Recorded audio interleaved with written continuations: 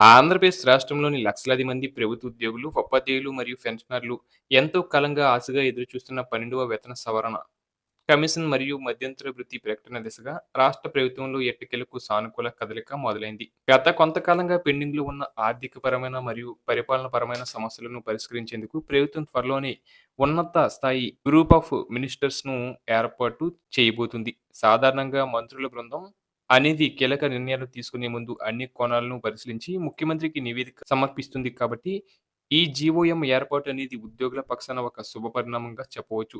ప్రస్తుతం రాష్ట్రంలో వామపక్ష భావజాలం ఉన్న ఉపాధ్యాయ సంఘాలతో పాటు, అధికారిక ధోరణిలో ఉండే పీఆర్టీయూ వంటి సంఘాలు కూడా తమ నిరసన గళాన్ని పెంచడం వల్ల ప్రభుత్వంపై ఒత్తిడి పెరిగింది.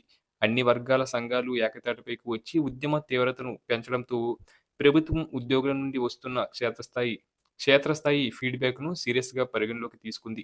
ప్రధానంగా 12వ పీఎస్సీ అమలు మరియు ఐఆర్ ప్రకటనపై చర్చించేందుకు జాయింట్ స్టాఫ్ కౌన్సిల్‌లో సభ్యత్వం ఉన్న అన్ని గుర్తింపు పొందిన సంఘాలకు త్వరలోనే మంత్రుల బృందం నుండి అధికారికంగా పిలుపు వచ్చే అవకాశం ఉంది.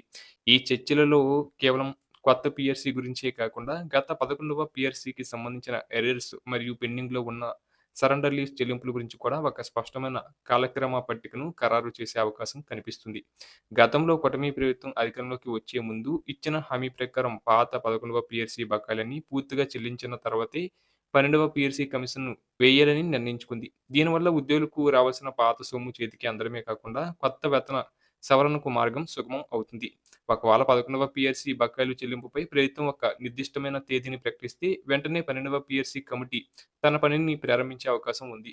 మరోవైపు 12వ పీఆర్సీ కమిషన్ ఇచ్చే మధ్యంతర వృత్తి నివేదిక ఆధారంగా ప్రభుత్వం ఐఆర్‌పై ఒక కీలక నిర్ణయం తీసుకోనుంది. ఉద్యోగులకు పెరగనున్న జీవన వ్యయానికి అనుగుణంగా ఈ మధ్యంతర వృత్తి ఎంత శాతం ఉండాలనేది ఈ చర్చల్లో తేలనుంది.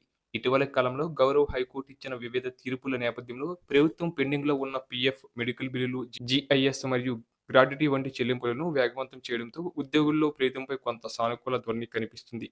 ఈ నెలకొన్న సానుకూల వాతావరణాన్ని మరియు ఉద్యోగుల నమ్మకాన్ని అలాగే కొనసాగించాలని ప్రభుత్వం భావిస్తుంది.